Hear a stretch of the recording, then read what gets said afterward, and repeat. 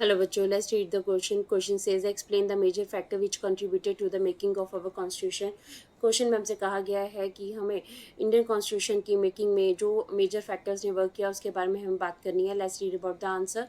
The making of the constitution for a huge and diverse country like India was not an easy affair. देखिए India के constitution को बनाना जो कि इतनी बड़ी कंट्री है उसमें इतनी डाइवर्सिटीज़ हैं, ये एक आसान काम नहीं था. At that time Indians were emerging from the status of subjects to the citizens. उस टाइम के ऊपर जो है इंडियंस जो हैं वो सब्जेक्ट्स, मतलब उस टाइम के ऊपर इंडिया के जो लोग थे उनकी कोई इंपॉर्टेंस नहीं थी, बट वो सिटीजन्स के रूप में, नागरिक के रूप में जो है अपने आप को इमर्ज कर रहे थे. So the country was born through partition on the basis of religious differences. देश जो है वो रिलीजियस डिफरेंसेस के बेसिस के ऊपर इसकी पार्टीशन हो चुकी थी, उससे धीरे धीरे उभर रहा था. When the constitution of India was being written, the future of the country did not look as secure as it does. देखिए जब इंडिया का कॉन्स्टिट्यूशन लिखा जा रहा था उस टाइम के ऊपर इंडिया का फ्यूचर किस तरह से होगा इसके बारे में कोई भी सिक्योरिटी नहीं थी, जैसे कि आज हम सोचते हैं.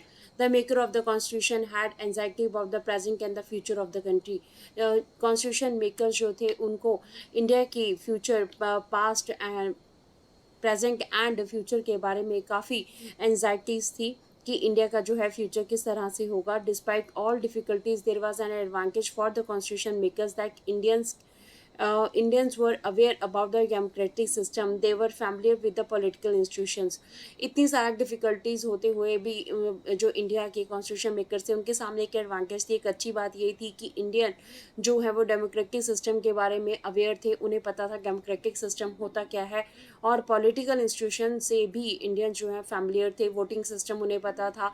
काफ़ी पॉलिटिकल इंस्टीट्यूशन के बारे में जानकारी होना काफ़ी जो है कॉन्स्टिट्यूशन मेकर्स का काम जो है उनका आसान कर दिया कि इंडिया को किस तरह से इंडिया के कॉन्स्टिट्यूशन को किस तरह से पेश करना है, लोग उसके बारे में क्या सोचेंगे, ये काफ़ी आसान हो गया. They got inspiration from the past too. उनको पास्ट से भी काफ़ी इन्फॉर्मेशन मिली, काफ़ी जो है हेल्प भी मिली. जैसे कि 1928 में मोतीलाल नेहरू एंड एक other Congress leaders drafted constitution for India.